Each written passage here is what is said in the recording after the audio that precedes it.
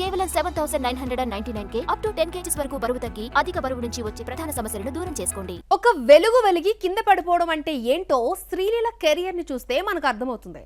Acting ని పక్కన పెట్టి కేవలం డాన్స్, గ్లామర్ ని నమ్ముకుంటే ఎక్కువ కాలం నిలబడలేము అన్న పాఠం నేర్పింది శ్రీలీల.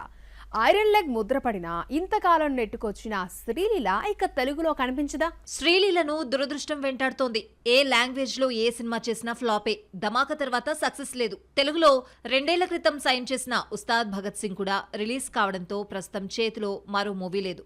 చివరి ప్రయత్నంగా ఉస్తాద్ భగత్ సింగ్ ను నమ్ముకుంటే పవర్ స్టార్ కూడా హ్యాండ్ ఇచ్చాడు. శ్రీలీల ఎన్ని సినిమాలు చేసినా సంఖ్య పెంచుకుంటుందే గాని పెర్ఫార్మెన్స్ కు స్కోప్ ఉన్న రోల్ ఒక్కటి చేయలేదు. శ్రీలీల అంటే డాన్సులకే పరిమితమైపోతోంది.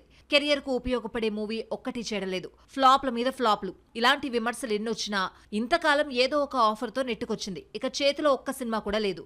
కెరియర్ కు బాగా డ్యామేజ్ జరిగిన తర్వాత మరో ఛాన్స్ వస్తుందన్న ఆశ కూడా కనిపించడం లేదు. శ్రీలీల కెరియర్ లో పెళ్లి సందడి, ధమాకా వంటి 2 హిట్స్ తప్ప ముచ్చటగా చెప్పుకోవడానికి 3వ హిట్టే లేదు.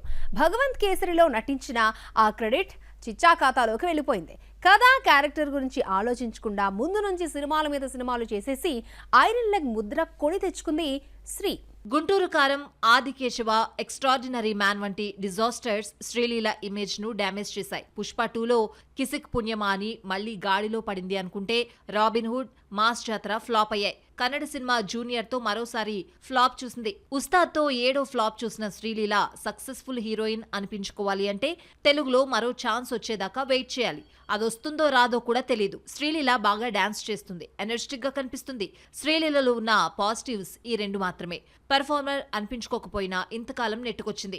బాలీవుడ్ కు వెళ్లిన తర్వాత జీరో ప్యాక్ మోజ్ లో పడి మరీ సన్నగా ఫేస్ లో కళా కాంతి లేకుండా తయారైంది. కిసిక్ తో ఐటమ్ గర్ల్ అనిపించుకున్న ఈ స్పెషల్ సాంగ్ శ్రీలీలకు కలిసొచ్చింది.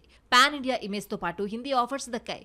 ఆషికి ఫ్రాంచైజీలో 3వ పార్ట్ తూ మేరీ జిందగీ హైలో కార్తీక్ ఆర్యన్తో జతకడుతూ బాలీవుడ్ లోకి ఎంట్రీ ఇచ్చింది. తమిళ డెబ్యూ మూవీ పరాశక్తి ఫ్లాప్ అయినా ధనుష్ తో నటించే ఛాన్స్ అందుకుంది. ఏ భాషలో చేసినా తెలుగులో నటిస్తే వచ్చే ఆ క్రేజే వేరు. ఆ రెమ్యూనరేషన్ లెక్కలే వేరుగా ఉంటాయి. మరి ఇమేజ్ డ్యామేజ్ చేసుకున్న శ్రీలీలకు తెలుగులో ఛాన్స్ ఇచ్చేదెవరో చూడాలి మరి.